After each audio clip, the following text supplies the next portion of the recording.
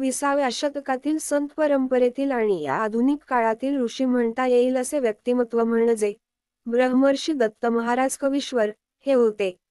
दत्त महाराजांचा जन्म एका शास्त्री पंडिताच्या घराण्यातच झाला होता. त्यांचे पिता श्री धुंडीराज शास्त्री म्हणून होते आणि मातोश्रींचे नाव सरस्वती होते. दत्त महाराजांचा जन्म नृसिंहवाडी येथे झाला, म्हणूनच नाव दत्त ठेवण्यात आले. दत्त महाराजांचा जन्म माघ वद्य षष्ठीचा शके 1831 इंग्रजी 2 मार्च 1910 श्री दत्त महाराजांनी आपली जीवनयात्रा पुणे येथे 1 मार्च 1999 रोजी संपवली, म्हणजे त्यांना 90 वर्षांचे आयुष्य लाभले होते. दत्त महाराजांचा विवाह लक्ष्मीबाई यांच्याशी झाला. लक्ष्मीबाईंचा जन्म 1918 सालचा आणि विवाह 1930 साली झाला, म्हणजे विवाहाचे वेळी दत्त महाराज 20 वर्षांचे नि लक्ष्मीबाई केवळ 12 वर्षांच्या होत्या. त्यांनी आपल्या पतीला जन्मभर अप्रतिम साथ दिली. दत्त महाराजांच्या मृत्यूपूर्वी केवळ दीड महिना आधी त्यांनी देह सोडला. 10 जानेवारी 1999 श्री दत्त महाराजांचे शिक्षण पिता श्री धुंडीराज शास्त्री यांच्या मार्गदर्शनाखाली सुरू झाले. त्यांच्याकडे त्यांचे वेदविद्या झाले. वेदविद्येखेरीज ते मंत्रविद्या, साहित्यशास्त्र, व्याकरण, न्याय, वेद, मीमांसा इत्यादी विषयांचाही त्यांनी व्यासंग केला. ते अनेक गुरूंकडे शिकले.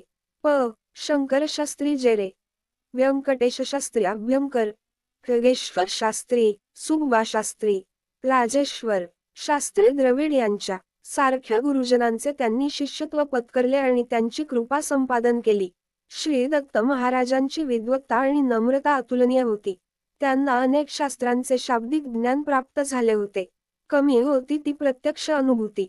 त्यांना तेही भाग्य लाभले. ते गुळवणी महाराजांच्या सहवासात आले.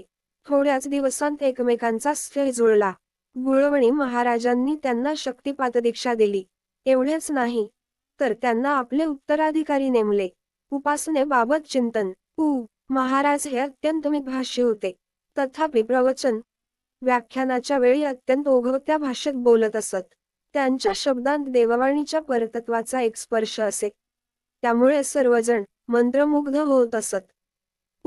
महाराज म्हणजे रुजुता व अमानित्वाचे मूर्तिमंत रूप होते. त्यांची वृत्ती सदैव अंतर्मुख असे. ते अत्यंत विनम्र असत. ते प्रज्ञावंत होते. त्यामुळे ते शब्दप्रभू होते असे म्हणणे यथार्थ होईल. अधिकार तैसा करू उपदेश प्रमाणे ते साधकांशी संवाद करीत असत.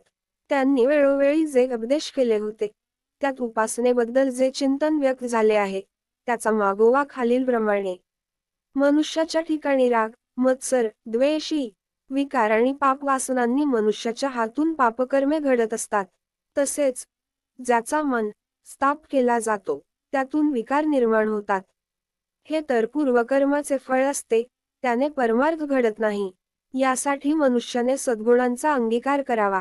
मनातील दोष गेले म्हणजे मन शुद्धी होते. हा ईश्वराचा प्रसाद असतो. तेव्हा साधक उपासकांनी सदैव उपासना करावी. उपासना करताना संसार सुख मिळावे म्हणून उपासना करू नये. परंतु उपासना करताना जरी सुख मिळाले, तरी ईश्वराच्या कृपेने मिळाले हे जाणले पाहिजे. तसेच असे जे संसार सुख असते, ते मुक्तीकडे नेणारे ठरते. याने संसारात, कुटुंबात सुख समाधान राहते. त्यावेळी उपासनेने परमार्थही साधू शकतो. उपासना करताना आपण जे करतो, त्यावर पूर्ण श्रद्धा हवी आणि देव व गुरु यांचेवर पूर्ण श्रद्धा हवी. उपासनेत रोज मन व चित्ताचे निरीक्षण करावे. याने मनातील चित्ताचे दोष जातात. विकारांचे उपशमन होते. उपासकांचा साधकांबरोबर मैत्रीभाव धरावा. ही माणसाबरोबर दया व करुणा उत्पन्न झाली पाहिजे असे वागावे. नेहमी दुसऱ्याला मदत करण्याची तयारी ठेवावी. सुख मला मिळावे वाटते, तर ते अधिक दूर जाते. तेव्हा कुटुंबात, समाजात इतर संबंधित सुखी होतील, तेव्हा आपणही सुखी होऊ शकतो. उपासनेत मी व माझं सुख दुःख याची विस्मृती झाली पाहिजे. निरनिराळे ग्रंथ वाचन करावे. संतचरित्रांचे वाचन करावे. अभंग गायन करावे. ही एक उपासना आहे. थोडक्यात ज्याचे मन, बुद्धी, चित्त शांत स्थिर होते, ती उपासना होय. हा महाराजांचा विचार आहे. उपासनेत फलदाता ईश्वर आहे, हे पूर्णपणे समजले पाहिजे. हाही एक अभ्यास आहे. उपासना करताना महात्म्यांच्या शब्दांवर, ऋषींच्या शब्दांवर श्रद्धा हवी, ते ऐकून आचरण करावे. माझ्या मनाला, बुद्धीला पटत नाही ते मी करणार नाही ही दर्पोक्ती असू नये. संतांच्या शब्द सामर्थ्याने मन, बुद्धी चित्तातील दोष नष्ट होतात. प्रपंचातील गोष्टी प्रारब्धाने घडतच असतात.